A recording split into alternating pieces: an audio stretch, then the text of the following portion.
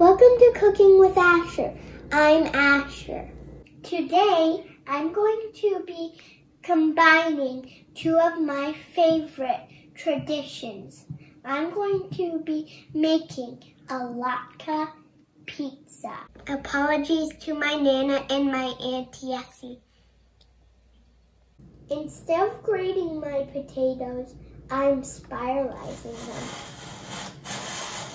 Here's my Nana's recipe for latkes. We're making one big one.